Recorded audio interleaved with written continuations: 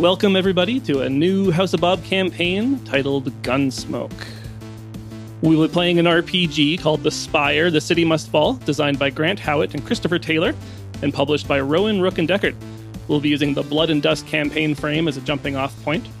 And the game takes place in a city named The Spire, an impossible mile-high city ruled by cruel high elves, in which the Drow, you, your family, and your friends, have been oppressed for centuries. A nightmare warren of twisting passages and structures built and rebuilt atop itself. A city of 1,000 gods, the furthest bastion of a terrible and burgeoning empire, a structure of unknown make that houses a blistering, rotten hole in reality at its center where the sane dare not tread. You have joined the ministry of our hidden mistress, a paramilitary cult that worships a forbidden goddess and sworn in blood to avenge the wrongs placed upon you and your people. You have made an oath to fight the High Elves, to subvert and capture their resources, and to take Spire back into Dark Elf hands once more. It is a cruel and thankless task, and your family would most likely report you to the city guard if they found out what you did at night.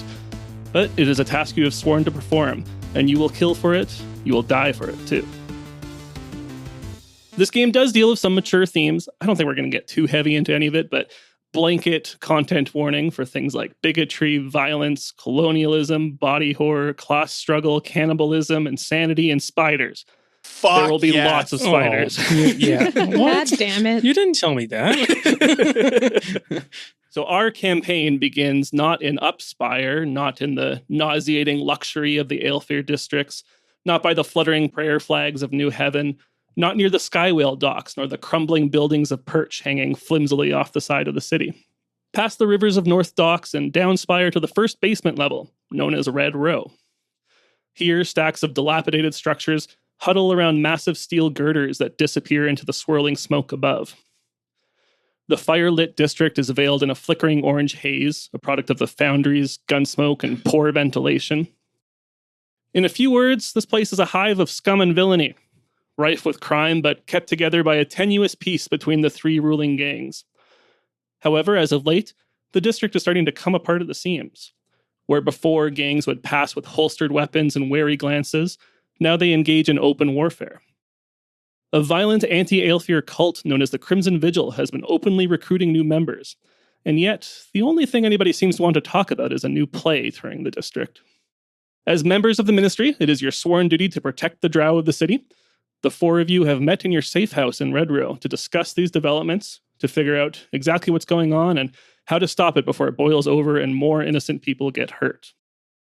At this point, I'll ask you guys to introduce your characters, give us a quick description, and you can also include one detail about the safe house.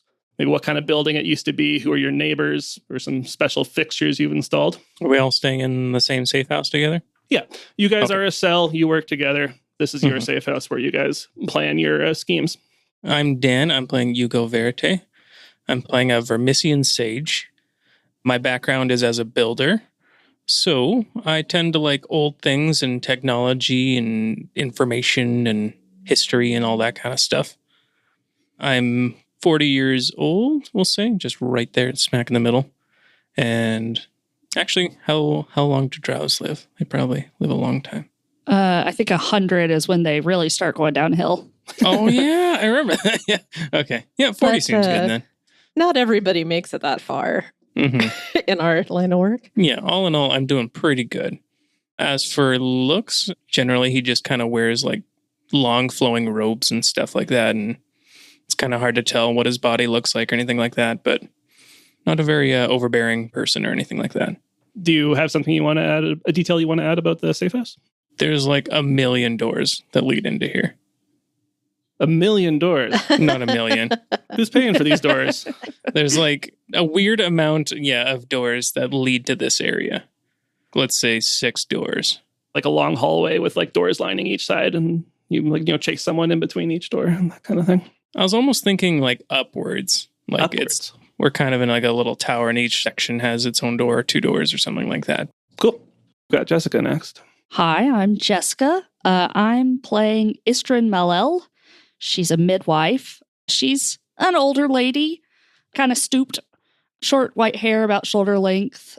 She wears a gray cloak and keeps it flung back when she's able to, has thick cartilaginous hairs on her forearms, a sign of her spider ancestry. Yeah, older lady, midwife, takes care of eggs. And detail for the hideout, it's beside a foundry. It's beside one of the foundries. It tends to stink, which is why we were able to take it over. I think we have all these doors to open to air it out. Well, Cristina? Yeah, hi. I'm Cristina. I'm playing Leon LaCroix. I'm a city guard. We are not the nicest bunch, but you know what? I'm a youngin, about the age of 25, and I have stars in my eyes and naivete on my side. If it's changed, let me know, but I think you were actually ex-city guard because you're working for the Knights now, right? Yeah, I work for the Order of the Kraken Bell, technically, but yes, I guess so. Were you, like, fired? Or, like, what's that called? Like, discharged with honors or something? Something like that more, yeah. It was more like a, if you keep following this, you're going to have to turn in your gun and badge situation, but in my case, Morning Star and badge. That sounds like fire to me. It was mutual. That's not how I put it, anyway. I don't know this yet. It was just a disagreement at work, you could say. He's got a pretty buff body. I would say he's broad-shouldered but slim-waisted, so like that triangle sort of shaped body. Nice. Oh, sure. And he's just raring to go, want to make big changes. But also, if you have something he wants, he also just wants to take it. I think I might have seen some problems while you were at the city guard based on that one sentence. Yeah. I also kept my Morning Star, even though they told me to turn it in. And do you want to add something about the safe house? Maybe we actually have contraband there. Yeah, like city guard stuff that I brought in. There's actual armory things and cloaks or whatever that they might use in the guard. Disguises. Ooh. It's not well decked out, but I'm trying. There's a lot of fake beards here. It's the first step to a good disguise. Is burnt cork on your face. We got those glasses with the nose on The them. nose. Yeah. Cool. Alex? Yeah, that's me. I'm Alex. I'm playing Xerōth. Xerōth is a carrion priest. I mean, he's a priest, worships the god of death. In our culture, the midwives usher people into life, and the carrion priests usher them out of life. Before the high elves, assigned themselves as the ruler of our culture or of our society, we used to leave our dead on top of the spire for vultures and birds to consume them, to send their flesh back to nature. But we're no longer permitted to do that because of the high elves, and they've, they find our practices unsavory. And so now the carrion priests themselves and their animal companions, familiars, if you prefer, consume the dead themselves to make sure that our spirits reach the next plane. Yeah, Xerōth is old. You don't usually get to be like a carrion priest unless you've trained for many decades. He's an old guy, and he's frail, spindly, dresses in tattered black robes, and all of his skin is covered up in shreds of fabric, sort of wrapped around like bandages. So you can't quite make out what he personally looks like, but he's definitely a carrion priest. He sure looks like a priest. You stink like a priest. Yeah, he probably does stink like a priest. Rumor has it that under their bandages that their flesh is rotting. And the only reason they have not died yet is because of the life force they pass through themselves as they consume the dead. Something that Xerōth has done with the safe house is that he has hung blackout curtains in all the windows because he is so late in his life that the sun itself causes him pain, even through the bandages on his skin. So he keeps it as dark as possible. Does that mean we have our hideout is on the outside wall? There wouldn't be any natural light here, no. Okay, this district is all lit by braziers and torches and things like that. But to a particularly sensitive drow, even light from a fire like that might hurt the eyes. So, and I mean, keeps your scheming inside of your safe house private. Mm-hmm. Can you introduce your sacred hyena? Yeah, my hyena's name is Song. Song or sung? Song? Song, S-A-N-G. Sang? A song. It's French. Come on. Okay. Song. It's French for gore, just in case you were curious. So Google Translate tells me. All right. Well, the four of you plus Song are in your safe house here. They've pulled the curtains tight, but there's still kind of a bit of reddish light seeping in the corners from the magma pits from the foundry and the gun factories. And your conversation is punctuated by the occasional clang of metal on metal from the foundry. And you guys are here to discuss the developments in Red Row. Things have started to get weird. There's these 3 different issues that I had mentioned before, one being the increase in gang violence, one being the Crimson Vigil, this cult recruiting members openly in your district, and the third being this play, The Weeping Maiden, that has caught everybody's attention. And you're starting to think these things are not happening in isolation, that there's some kind of relation going on. Before we started the campaign, I gave each of your characters a lead, basically just a little bit of information or a little bit of motivation that you have, which might point you in a starting direction for this investigation. So I'm really just going to turn it over to you guys at this point to discuss what you know already, what you want to find out, where you think you want to begin. You know, this conflict in Red Row is the big thing that Xerōth is concerned about because this other death cult, the Morticians, they've been showing up here more and more. Correct me if I'm wrong, Jake. The Morticians are sort of the Aelfir's intended replacement for the Carrion Priests. Yeah, so the Morticians are the officially sanctioned death cult, essentially, in the city. They have the legal jurisdiction to handle any and all dead bodies. And in fact, it is illegal for anybody else to do so. And they cremate people, don't they? There are a variety of ways in which bodies are disposed of. Cremation is probably the most common. That's the preferred Aelfir way. But they're not consumed. No, Aelfir think that, I think in the book it says that like they've considered death to be just, they don't want to deal with it. Like, it's not beautiful, it's not pretty, it's kind of this dour thing. So they just want to cremate the bodies and move on. Right. So that's the primary method. And meanwhile, they're not allowing people's spirits to pass on. Yes. Well, from a certain point of view, yes. So we're all going to get fucking haunted. I thought there was another conspiracy. Oh, there's lots of conspiracies. Oh, if you guys decide to investigate that more, that's something we'll talk about. But for now, let's just kind of do the surface level ones. Yeah. Yeah. Okay. Because I remember the Vermisian was being like blocked off in certain areas.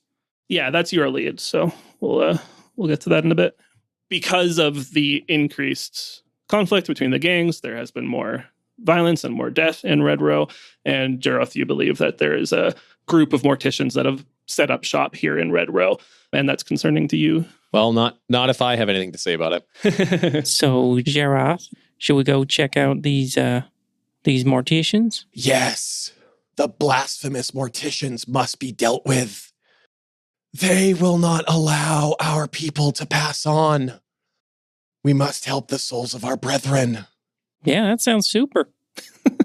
Super duper. While I certainly agree that that is a problem, I am more concerned with the Crimson Vigil feeding on the people at my school. I will not have them poaching the young. And while we're out, maybe I'll pick up some lozenges. The air must be real bad. What are they? What's the Crimson Vigil doing to these kids? Are they like Recruiting. They're recruiting. Yeah. Mhm. Right. It's the worst thing that could happen. Yeah, the Drow have a 3-part goddess of the moon, one for the light side, one for the dark side, and one for the blood moon. And the Crimson Vigil worship the blood moon, Our Lady of Vengeance. It's fucking metal. Yeah, their goals are often actually aligned with the ministry and the hidden mistress, in that they want to overthrow the Aelfir and support the Drow in that way, but they are very direct about it. They are very violent. They are explosive. They are loud. And your concern, or at least the concern of the ministry, is that they are going to attract retribution from the Aelfir. You want to be enough of a pain in the Aelfir's side to create some progress down here, but not so much of a pain that they just send a battalion of solar paladins to wipe out the whole district, right? So Gotcha. that is the concern with the Crimson Vigil, is that they are overplaying their hand too soon. Right. Might have to have a talk with them. Yeah, because they're going to lead to the Aelfir taking many of our people before their time. What happened to your voice? I'm in the third person now. He's So character. He's talking out of Talking- character. I mean, Sound I'm like probably you're talking. Yeah. going to come to regret this voice and have to do that at some point. So we'll see. Oh, well, I don't know, man. I just did a whole all-nighter at the Kraken Bell, so I'm good for whatever, you guys. All right. Gangs are bad. Kids are bad. Whatever, right?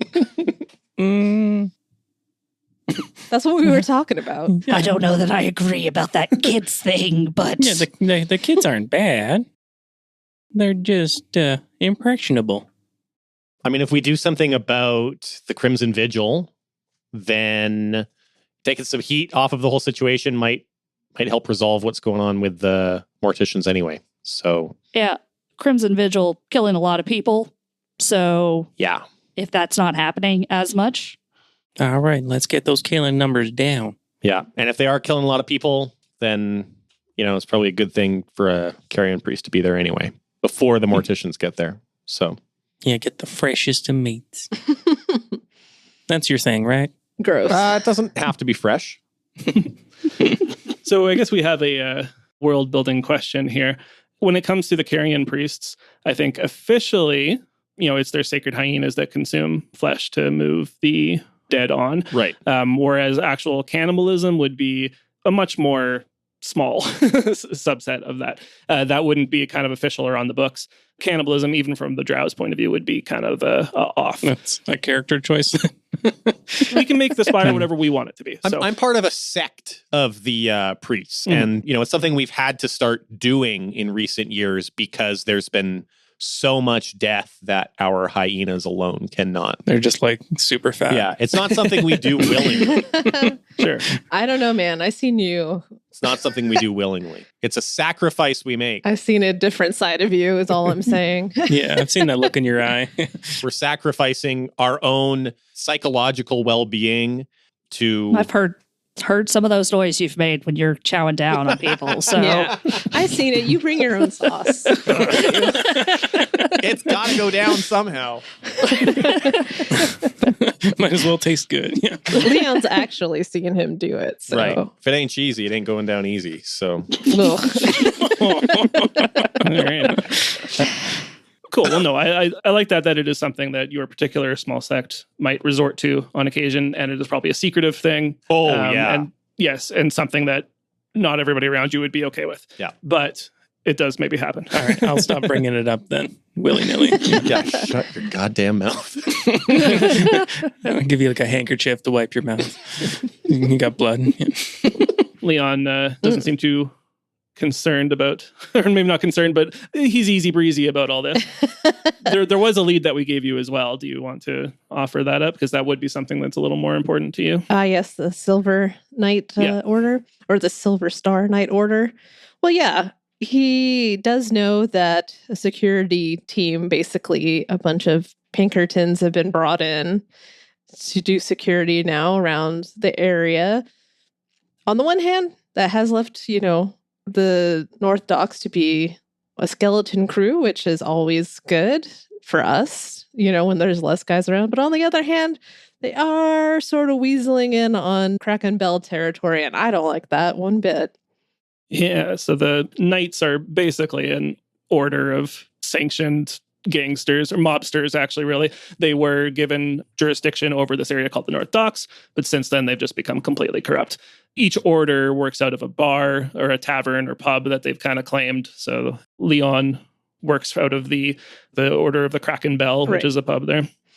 Yeah. And these Knights, it's weird for them to be here. It's not their jurisdiction. They don't have any actual legal authority here.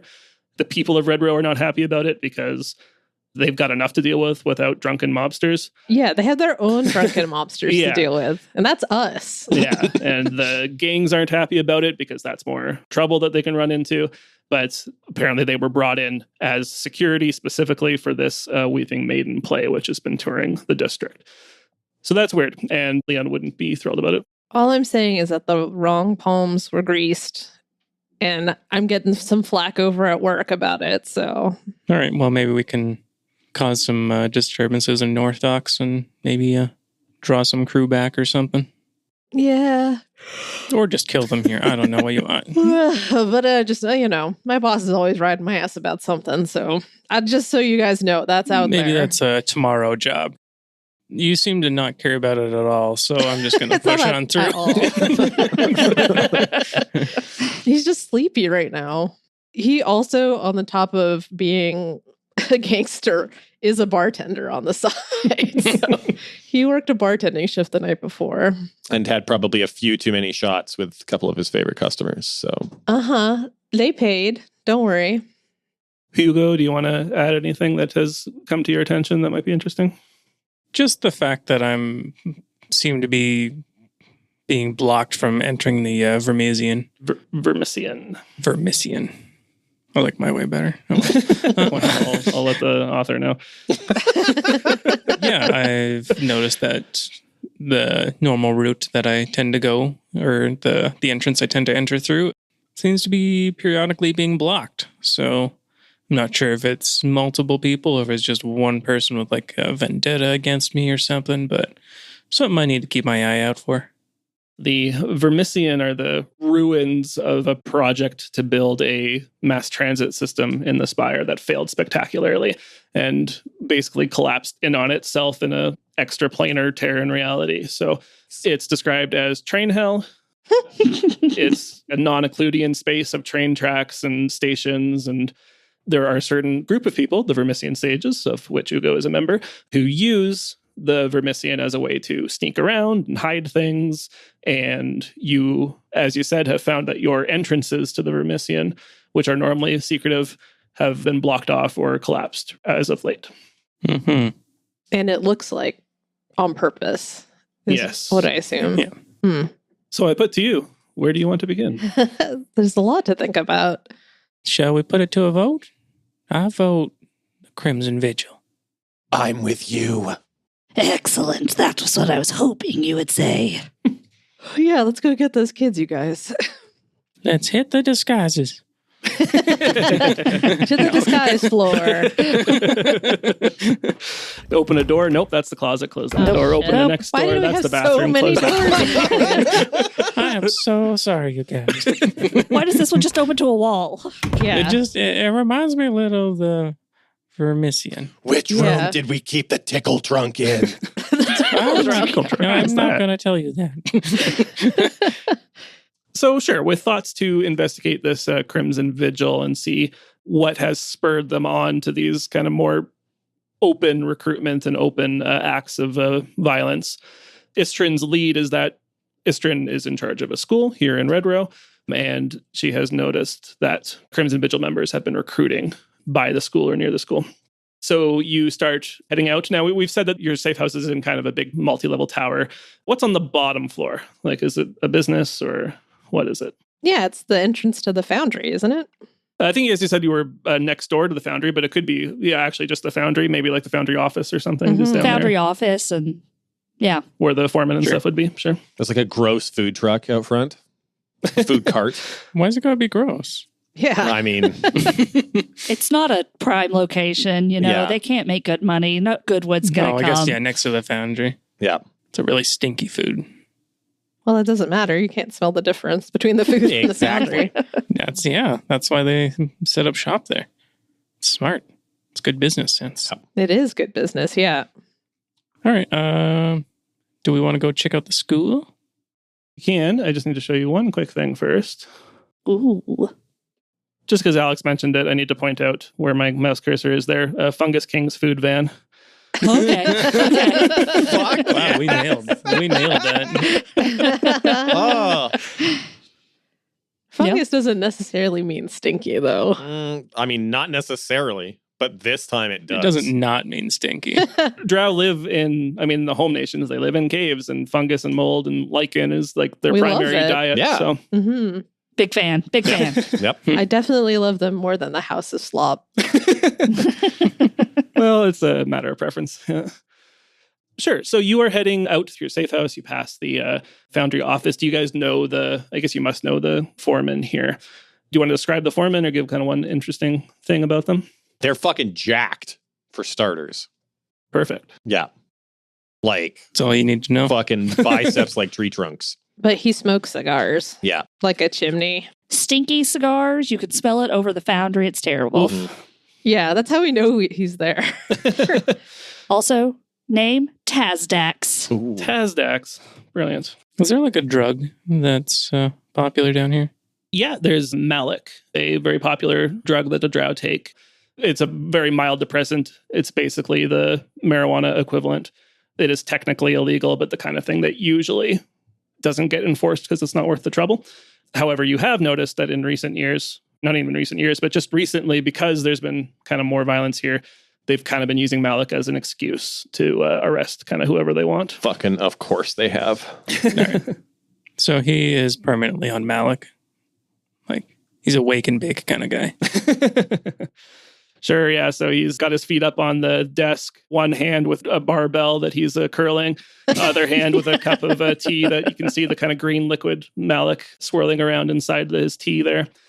A cigar on the desk on the ashtray. This guy's addicted to a lot of things. A lot of things happening here. He doesn't half-ass anything. No. That's right. No. And- 100% in. Yeah. As you walk past Tazdax, he goes, "Stay out of trouble, kids." You know it, boss. So you head out into the streets, the cobblestone streets of the city here, and it's evening now. Not that you can see the sky from the kind of basement level here, but the fires that light the district get dimmed after a certain point in time, and most people have retired to their favorite pubs or their homes to relax and unwind before calling it a night. And en route, you hear suddenly a commotion nearby. You hear shouts and a flipped table and shattered glass. And from a tavern nearby, you see two city guards shoving somebody out of a nearby tavern and onto the cobblestone street. The Drow guards are wearing their uniform, which includes a long gray greatcoat with wide triangular lapels and bronze masks with a small eye slit. The gray jacket, the lapels are so wide, it's almost like one of those old-fashioned Japanese kimonos where it's got the triangular shoulder, but then it's like a long button-up coat. And they have these bronze masks with just a little eye slit to prevent bright lights from interfering with their eyes. And each is wielding a long club. Leon makes a real stink face at them. All right. I'll run up to the guy that was shoved out. You run up to the guy that was shoved out, and you see a young-looking adult, probably just fresh out of their durance, dressed in a casual tunic and pants. And the two guards are standing just outside of the tavern entrance. And one of them is a woman with a long braided ponytail dyed bright red. And there's a man with a floppy undercut. And the man is holding a small flask in front of him, which he turns over and dumps out the green liquid inside, which you would recognize as Malik. Ugo, as you start to run forward, the woman motions a hand to you to stop and puts her other hand on her club. Whoa there, guys. Like, let's calm this down a bit. I think this young man has learned his lesson. No need to get handsy. The male guard that dumped out the flask, he says, "This is a lot of Malik. This kid could go away for a long time." Do I recognize their voices at all? Specifically the one that just spoke. Let's have you roll for it. Just a straight D10. Just a kind of luck roll. See if you know him or not. I got a 7. Okay, sure. You do know this individual. You remember that this is... Zaylor. Oh, okay. Yeah, you remember that this guy is Zaylor. What's one thing about Zaylor that you remember? He comes from a rich family. Of course he does. Yeah. That's why he's still in the city guard, even after I've, left amicably. Right. Yeah. Zaylor bends down and kind of prods the kid lightly with his club and says, "What do you got to say for yourself, kid?" While this is happening, Xerōth is going to slink off to the side of the alley that they're in, into the shadows, and loop around behind on the other side of these guards, like a pincer formation, trying not to be seen. Sounds good. While you were doing that, Ugo is trying to talk them down a bit. Yeah. Do you want to give me a little more on what you're saying there, and then we can maybe even do a roll or something? Oh, come on, guys. You were young once. That's just enough to party, Okay, so why don't you make a roll? Is there a way to help in this game? There is. An assist, yeah. Yeah. If you have the same skill Okay. that he's using, then you can assist, which is going to be compel. Then you can assist, and they get a mastery, which is another die. But you would become complicit in any consequences that happen. So if he still fails and takes stress, you would both take stress. Okay, so I'll be rolling 2 d10s. By default, you always roll at least 1 d10. Mm-hmm. If you have the relevant skill, which in this case is compel, you get to add a d10. Okay. If you have the relevant domain, which in this case is order, because these are city guard that you were trying to influence, then you would get another d10. Okay. Jessica, were you able to assist or? No, I don't No, have you compel. don't have compel. No. Okay, I do, so I'll be using 2. Yeah, so you'll roll 2d10 and let me know the highest number. 2. Oh, I rolled a 1 and a 2. Yikes. A 1 and a 2. Yeah. This is when you say highest number. This is an aces are high you mean situation. over right? 0, right? Yes, the highest number greater than 0. Well, the good news is a 2 means a failure instead of a critical failure. So Good luck. At least there's that. you are going to take some stress, however. It's going to be stress to your reputation, I think, because you kind of just made a fool of yourself. Okay, so I don't have any boxes in that. Sure. So it's just 1. So you take 1 stress to your reputation. Okay. 1. And whenever you take stress, you have to roll to see if you also take fallout, which would be like a mechanical manifestation of the stress that you've been taking. You have to roll a d10 and get lower than the total amount of stress you have, which is not possible. So you're fine in this case. Okay. No fallout yet. However, your attempt has failed. Zaylor is not interested in your arguments. He knows that he's got a quota to fill and he can take in this kid and get that done. He says up to Ugo, just, what's it to you? This kid, he broke the law, he's going in. And the woman kind of sighs and says, fine, guess you're giving us no choice. And they both start to kind of approach the young Drow to grab him. And Leon, Yeah. from your vantage point, you see that the kid on the ground is reaching inside his jacket pockets for something as the guards approach him. Okay, I'm going to intervene here. I guess actually I'll use one of my abilities is braggadocio. And I'll be all like, Zyler, I remember that night. Me, you, your brother, we got so wasted on Malik. Remember that? And we kind of, sort of got your brother out of some trouble. You remember that? You can't see him squint to look at you, but he does. He has the body language of someone squinting and trying to remember who you are. Yeah.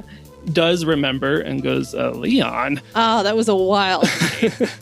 So your braggadocio ability lets you, once a session, convince an NPC that you can do something, Yes. that you're capable of doing something. So what are you actually convincing him of? Well, I kind of wanted to convince him that I covered for him once. And that you'll squeal like a pig otherwise. Yeah. So he can cover up this one time. I'm not sure that makes sense as a braggadocio. The idea being that you could say you're capable of something and they'll believe you no matter whether you're actually capable of it or not. Mm-hmm. You could just, make a compel, right, to try to Sure. convince this guy. Or if you can think of another way that's braggadocio. An example that might work would be you could convince him that you could get him in trouble for this, right?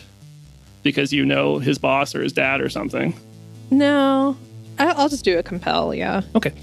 So compel and order. So you've got both of those. So you'll be rolling 3d10.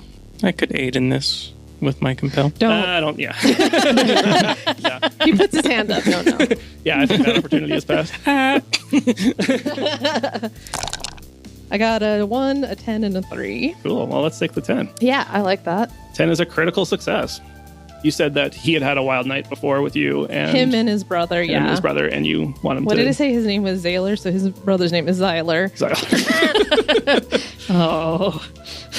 And that Zyler got into some bad troubles. Bad Right. troubles that we in the city guard at the time covered up for him. Okay, sure. Zaylor goes a little white when you bring up your history with him, and what happened to Zyler. And the woman guard there is like, this doesn't mean anything to me, but I've just got to go along with it because he's my boss. And Zaylor says, well, yeah, I think this kid probably learned his lesson. And he throws the flask to the ground and stomps on it and says, next time you won't get off so lucky, kid. He sheaths his club and starts to walk off with the other guard in tow. Jeez, wow, those guys are mean. You got no idea, my friend.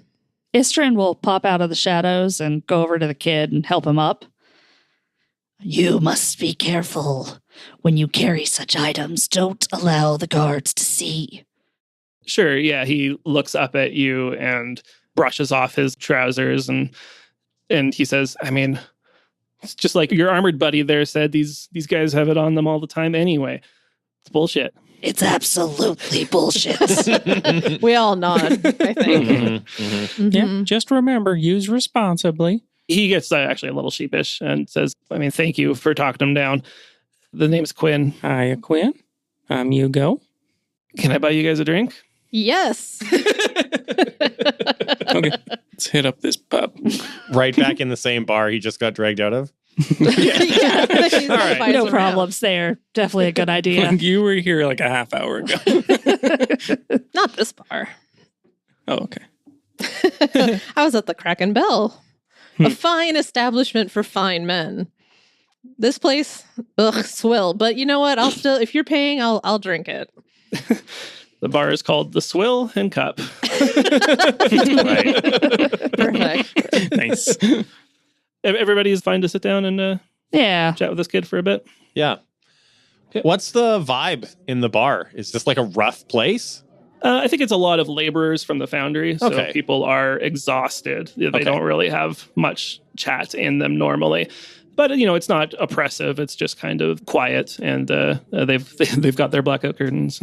Right. Yeah, so no karaoke is what you're Right. saying. No. And not a place where we need to be like watching over our shoulders while we're in here. Well, I mean, those guards did show up here, obviously. So Mhm. it's hard to say. But, you know, it's not like a gang combat zone or anything.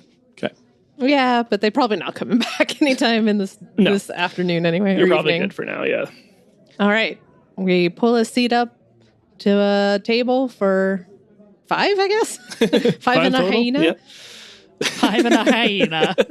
They put out a little water bowl for Yeah. saying. I should say, Venice, I do have a squire, and he's standing. Oh, yeah, you're smart. Yeah, I He got a is squire. quiet as a mouse. My goodness. He's a well-behaved squire. Yeah, Venice, he is a rebellious squire who is a teenager who is just stewing, and I'm not letting him sit down. Wow. Let's teach him some discipline. I try to slip him a drink. I was going to say I did it. He ends up with a couple of drinks. I slap them out of his hands. No drinking on the job. Yeah, exactly. As I take a big drink out of the drinks that you guys handed him. Oh, gee, I wonder why he's rebellious. Yeah. I'm a real dick. To him specifically. Got it. You guys chat for a bit, and a drink or two in, Quinn starts to open up a bit. I haven't explained Endurance yet, which is a 4-year period of servitude that each Drow performs to an Aelfir lord, which is kind of the way they earn their quote-unquote citizenship here in the Spire. And Quinn explains that he had a really rough durance, and he's not going to go back living under the Aelfir anytime soon. He's a couple drinks in, and he reaches into his jacket and pulls out the object he was reaching for before, which you see a small pistol. And he's kind of waving it around like, I'm not going back. I'll take them all on.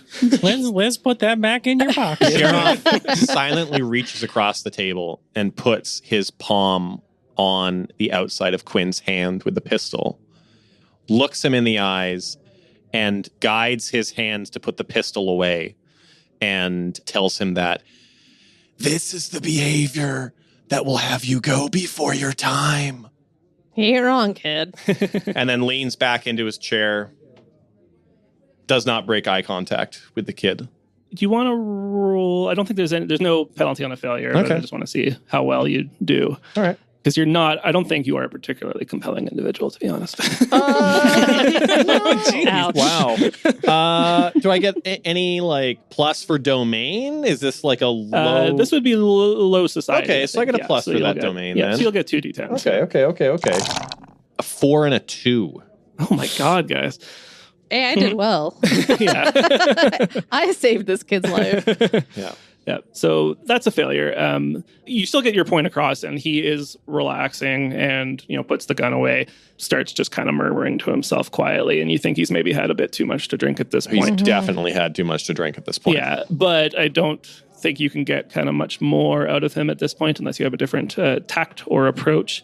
Yeah, he's kind of a little too far gone now to offer any helpful conversation. I think I would like to maybe... how do we recruit for the ministry specifically? It's quite a secretive organization, so it's not like you're just handing out flyers usually. Yeah. There's quite an involved kind of series of trials you have to go through and that kind of thing. But I think maybe, if that's what you want to do, I think there's probably a poem or something that has a location hidden in it, something like that you would give someone that if they follow up on it, they could eventually find their way to the ministry. All right. I reach into my satchel and I hand him this poem and I said, if you really mean it, study this, kid. He takes the piece of paper and folds it up a few times, sticks it in his breast pocket, and tomorrow, though. Yeah, sure. And he says, "Poetry's lame," and collapses onto the tavern counter. It's written in the style of slam poetry. Oh, okay. Well,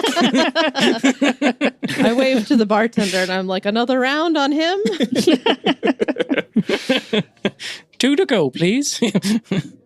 After Quinn collapsed onto the bar table there, you guys finish up your drinks, throw a few coins on the counter, and head out and start heading towards Isstran's school, where you will hope to find out a little more about the Crimson Vigil recruiting violent revolutionaries in your city.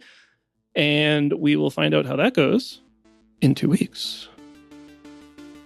Thank you for listening to this episode of The House of Bob. If you've enjoyed the show, please give us a review on Apple Podcasts, tell your friends, or hit us up on social media. We're at The House of Bob on most platforms. Also, be sure to check out our sister show, Tales of Bob, and their Pathfinder 2e campaign. If you are enjoying the show and you'd like to support the show financially, check out our Patreon.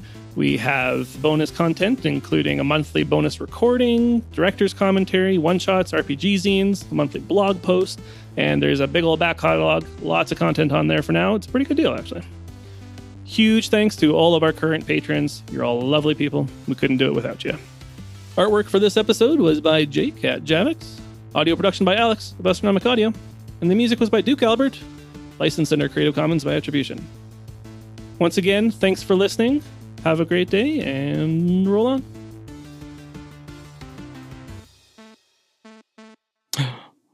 Dun, dun, dun. We're ready to go. Yeah, I'm about to start talking. Yeah, he's Cool. prepping. What if Zelda was a cat, you guys? I don't know if Alex has any special recording instructions for Jessica, because I don't know if you do it differently for the other games, but... You don't have to clap. You can if you want, Okay. but you don't have to clap. It'll mean nothing. You can clap if it makes you feel good. Yeah. That's all that's important. Actually, I don't think you like clapping in general, like in your recordings. I don't know how me saying that clapping doesn't do anything has evolved into Alex hates clapping. But I can imagine it'd be love like that it annoying to has. like. I love that it has. It's a Alex whole hates thing. clapping. During If he sees two Broken hands even Tusk. close together, oh my god. During Broken Tusk, we'll be like, we're going to clap to spite Alex. Yeah. All right. He's not even Have going to fun. hear it. Yeah, he's just like, Exactly. Nice. Anybody want to go first, or should I call on someone? just pick somebody. Dan. Shit. All right, I am playing Ugo Verite. Is that my name? I think so. You tell me. Sorry, I lost my character sheet already. There we go. Weird amount of doors. Weird amount of doors. Weird amount of doors could be a lot or zero. I was also going to say a weird amount of doors because there's no doors. I don't know how we You got could in just say here. there's no working doors. Here. Everything's a door if you really want it to be. If you try I hard can enough. make a door. Mhm. I Well- can make a door appear out of nowhere. All right. Should we try to crack out some character voices? Have a conversation? Who's gonna take the first plunge? I don't even know how mine, like, I've thought about how I'm going to do it. I haven't practiced it. Well, now's the time to practice while we're doing it. Whatever comes out, Yeah. that's what it is. Oh, I've done that before and I've lived with the consequences. All right, guys. I'm going for nerdy. That's what I'm trying to do. Okay. All right. Little nasally. Okay. It's hard. Bum, bum, bum, bum. Can I buy you guys a drink? Yes. It's like 8 o'clock in the morning, but Hair of the guess dog, my I- friend. Hair of the dog. I guess I can get a meal. We established it's evening. It's okay. It's hair of the dog always. Is that this stuff on the conspiracy board, like the notes we wrote in here? Yeah. Okay. Oh, right. The rut row. The rut row and red row. Yeah.